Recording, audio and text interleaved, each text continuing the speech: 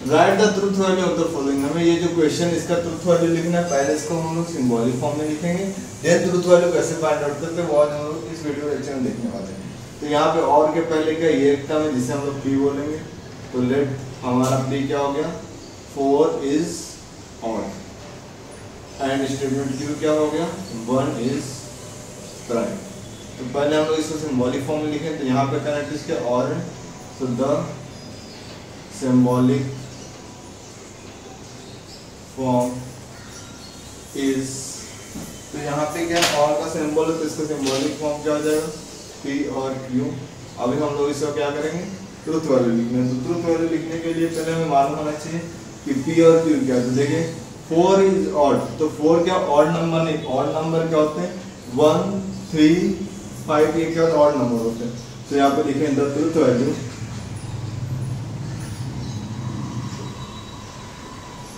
of p is false and q is also false। why? क्योंकि 1 क्या work नहीं is neither prime nor composite।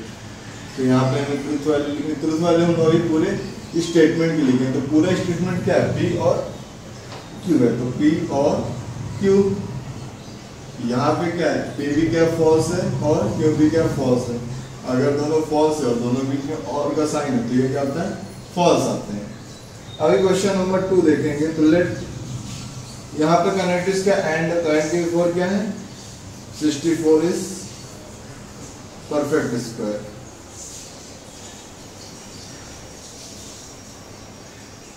And statement Q क्या है 46 is prime, 46 is prime number. तो पहले हम इसको सिंबॉलिक फॉर्म में लिखेंगे। So the symbolic form is the symbolic form is, तो यहाँ पे क्या है स्टेटमेंट p कनेक्ट इसका एंड, तो यहाँ सिंबॉलिक फॉर्म क्या हो गया p एंड q क्या हो गया इसका सिंबॉलिक फॉर्म हो गया।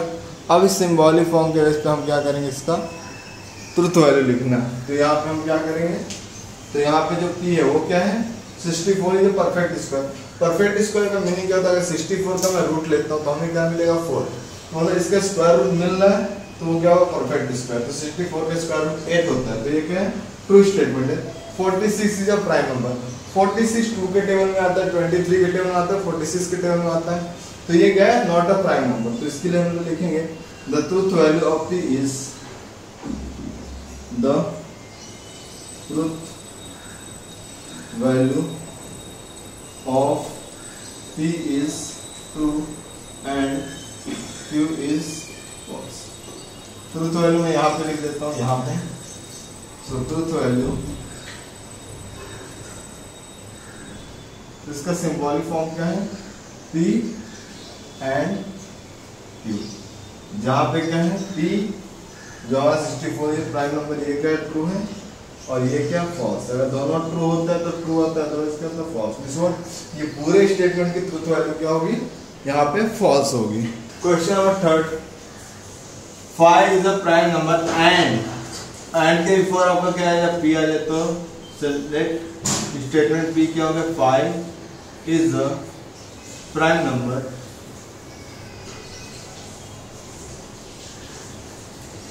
एंड हमारा q क्या हो जाएगा 7 डिवाइड्स 94। अब 94 7 से डिवाइड हो गया, चेक करते हैं 7 1 का 7 2 4। अब 7 के वन में 24 तो आता नहीं, लेकिन 7 3 क्या आता है 21, मतलब पूरी तरह से ये क्या होता है डिवाइड नहीं हो रहा है, तो ये स्टेटमेंट क्या फॉल्स है। 5 इज अ प्राइम नंबर, ये क्या ट्रू स्टेटमेंट है। तो हमें ये पता चल गया कि पहला क्या ये ट्रू है और ये क्या फॉल्स है। पहले हम लोग इसका सिंबॉलिक फॉर्म लिखते हैं। सो द सिंबॉलिक फॉर्म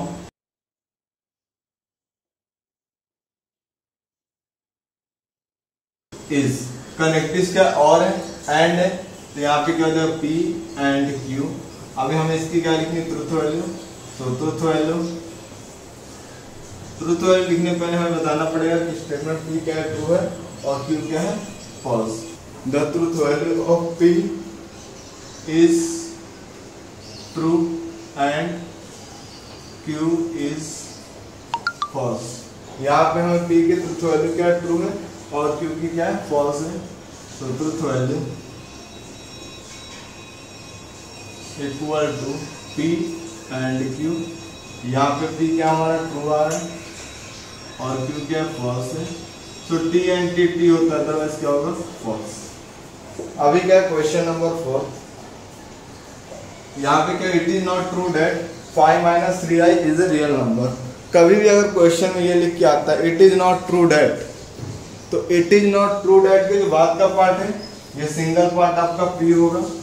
तो लेट सिर्फ इसी केस में, बिकॉज यहाँ पे कोई कनेक्टिव दिख नहीं रहा है, तो यहाँ पे P क्या होगा, 5 - 3i is the real number. इसका सिंबॉलिक फॉर्म क्या होगा, the symbolic form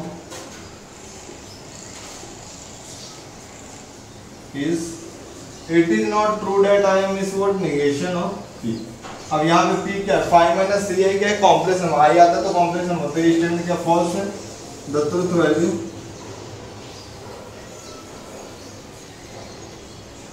of P is false. तो truth value equal to negation of P, but हमें P क्या मिला, ये क्या फॉल्स है। निगेशन ऑफ फॉल्स क्या होता है, ट्रू होता है। निगेशन ऑफ फॉल्स क्या होता है, ट्रू होता है। ये क्या होगा, ट्रू होगा।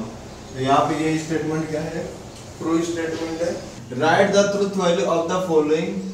तो यहाँ पे हमें ट्रुथ वैल्यू लिखना है। ट्रुथ वैल्यू लिखने के लिए आपको याद है सिंबॉलिक फॉर्म में कैसे लिखते हैं। सिंबॉलिक फॉर्म में लिखने पर इसका हम लोग ट्रुथ वैल्यू लिखेंगे। तो सिंबॉलिक फॉर्म जो था क्वेश्चन नंबर 2 था, अभी हम ये सॉल्व करें। तो लेट यहाँ देखिए देन के बीच में क्या है, 3 × 5। तो statement P is 3 × 5 which is equals to 8 and statement Q is 3 + 5 equals to 15। तो इसका हम सिंबॉलिक फॉर्म लिखेंगे। So the symbolic form is the symbolic form is, तो देखिए इफ देन है, इफ देन का सिंबल क्या होता है, 100 होता है। तो यहाँ पे स्टैंडर्ड P और Q है, तो P implies Q, ये क्या होगा, इसका सिंबॉलिक फॉर्म हो गया।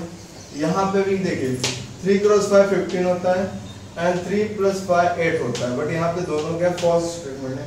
तो आप लिखेंगे the truth value, the truth value of P is false and Q is false.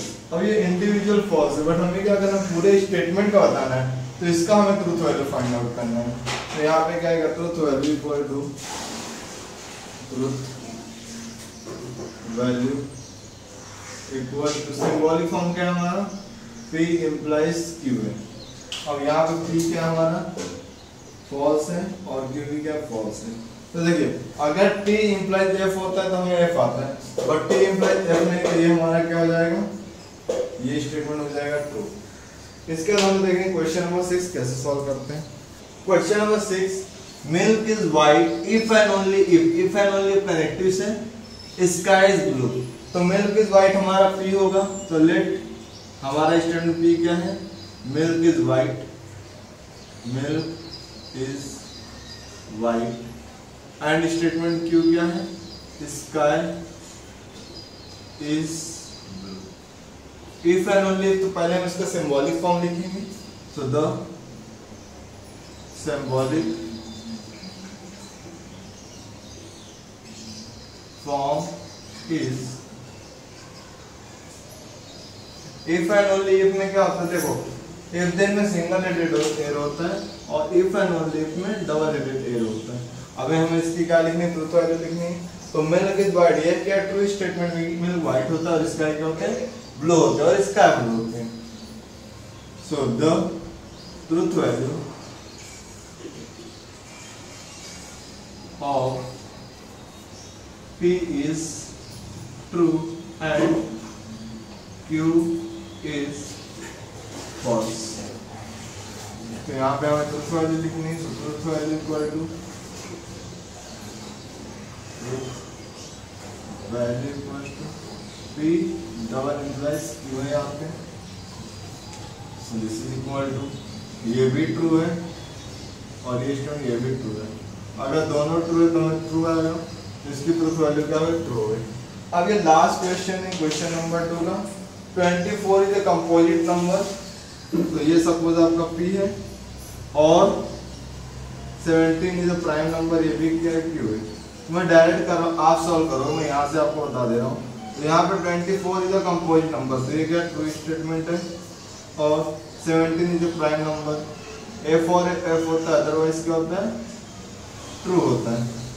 तो इसका बाकी का सॉल्यूशन आप लोग करोगे। आई होप आपको ये समझ। अगर आपको कोई भी डाउट है तो आप कमेंट सेक्शन में मेंशन कर सकते हैं।